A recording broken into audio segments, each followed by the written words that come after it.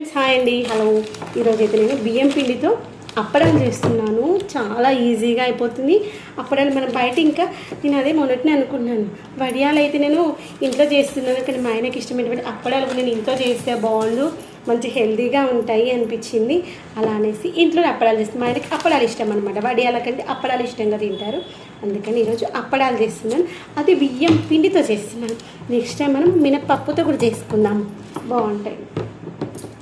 ఇంట్లో మినపప్పు బియ్యం పిండి ఉందనుకుని బియ్యం పిండి ఒక కప్పు బియ్యం పిండి ఒక కప్పు వాటర్ వేసేసి మంచిగా వాటర్ మరిగేటప్పుడు దాంట్లో రుచికి తగినంత ఉప్పు, కొంచెం జీలకర్ర, కొంచెం వాము, తర్వాత కచ్చపచ్చగా దంచుకున్నటువంటి మిరపకాయలు మనం మిక్సీలో ఒకసారి పల్స్ తిప్పేసామనుకొని ఆ మిరపకాయలు సరిపోతుంది.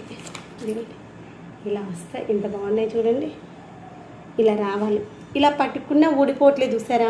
ఎందుకు ఊడిపోవట్లేదు అనుకున్నారు? ఆ ఉడికించిన పిండిని స్టీమింగ్ చేశాను, అందుకోసమని మనకి అవి జారిపోకుండా ఇలా మంచిగా ఉంది.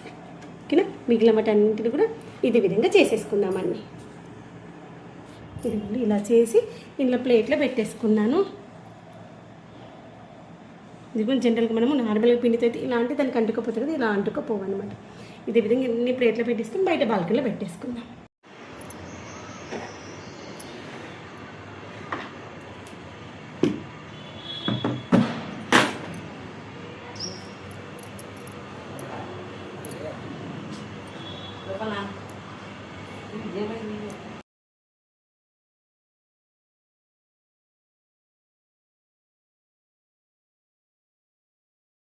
చేసుకునేటువంటి బియ్యం పిండితో చేసిన అప్పడాలు ఉన్నాయి కదా,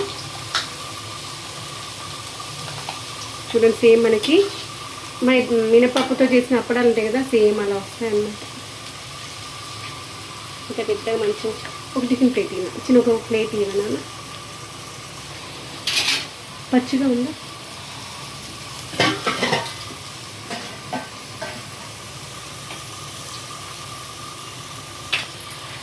ఒకసారి కలుపు, మ్యాగీ